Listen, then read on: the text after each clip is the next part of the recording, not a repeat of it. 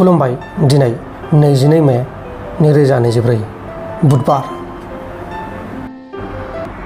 गुवाहाटी नोगोरमानि सिङाव थानाय पानबाजारनि RBI साखाथियाव गुवाहाटी पुलिसआ सासे मानसिनिफ्राय नंखाय रां बिलाइ हमदों। गासै 3 लाख रां नंखाय रां हमदों आरो दायनिगिरिखौबो एरेस्ट खालामदों। हमजानाय दायनिगिरिनि मुङा जाबाय मुकेश कुमार साहू। नुमुलिखोराव हाग्रानि मैदेरजों गाग्लोबजानानै सासे सुबुङा जिउ गोमादों। थैनाय सुबुंनि मुङा जाबाय सुट्टू अरां। सुट्टू अरांआ जेब्ला हरनि समाव गावनि न'आव उन्दुगासिनो दंमोन अब्लानो बे जाथाया जादोंमोन। नाथाय बे जाथायाव बेनि बिसिया जेबो जायासै। जिनाहारि खालामग्रा दायनिगिरिफोरखौ जिउ जोबनायनि साजा होनायजों लोगोसे जिनाहारिजों बोलि जानांनाय सानै हिनजावसा गथ'नो साफायाव 5 लाख रां आरो बुथारजानाय हिरण्मय खाख्लारिनो नखरनो 20 लाख रां होनो थाखाय क'क्राझार जिल्ला बेंगिरिनि गेजेरजों एबसुआ आसामनि गिबि मन्थ्रि आरो DGPनिसिम गोसोखांलाइ गथायहरदों।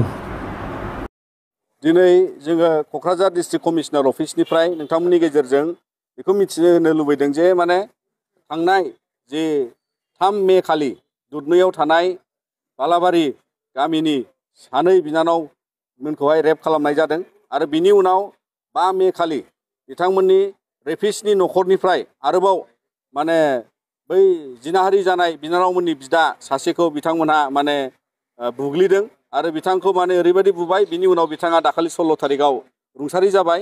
दा बेखौ लानानै दुलाराय बर' फरायसा आफादा जोङो क'क्राझार डिस्ट्रिक्ट कमिशनारनि गेजेरजों जोङो दिनै मानगोनां आसामनि गिबि मन्थ्रि डक्टर हिमन्त बिश्व शर्मा बिथांनो आरो DGP आरो लोगोसे गुवाहाटी हाइकर्टनि चिफ जास्टिस बिथांनो जोङो आर'जलाइ गथायदों। जोंनि दाबिया जाबाय जे जाहाथे बिथांमोना आयेननि दारै गोख्रोंनिफ्राय गोख्रों बिथांमोननि एगेन्स्टै साजा होयो आरो जोङो बिनि थाखाय जोङो बे बिसार नागिरदों जाहाथे बिथांमोनखौ साजा होनाया ओरैबायदि गोसा जायो जे बिथांमोनखौ थैनायनि साजा होनांगौ होननानै जों दाबि दैखांदों। मानोना बिथांमोना बेबादि गें रेप खालामनाय जिनाहारि खालामनाया आरोबाव सासे सुबुंनि जिउ खहा खालामनाया बेयो जोबोद बावहाय आयेननि नोजोराव जोबोद बे गनायथावै जाबाय।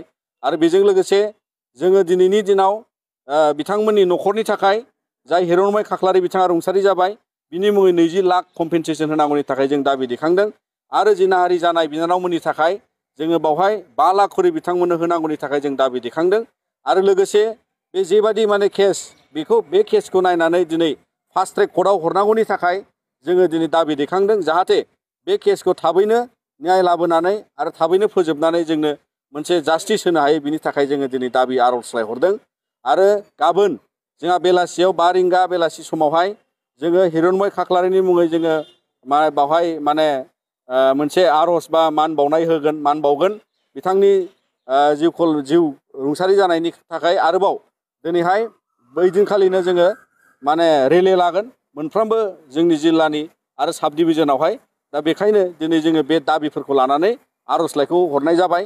आरो जोंनि हाबाफारिया गाबोननि उनाव आरोबाव 27 मे खालि जोङो दुधनैयाव मोनसे हाबाफारि लादों। बेवहाय गासै जिल्ला एबसुआ बाहागो लागोन आरो जोंनि मावथिफ्रा बाहागो लागोन। जों बेवहाय मोनसे धरना हाबाफारि लानाय जादों 2 घन्टानि। दा बे गासै जोंनि दाबिफोरखौ जाफुङागौमानि जोङो बिथांमोननि थाखाय जास्टिसनि थाखाय जोङो दिनै नांलांगोन।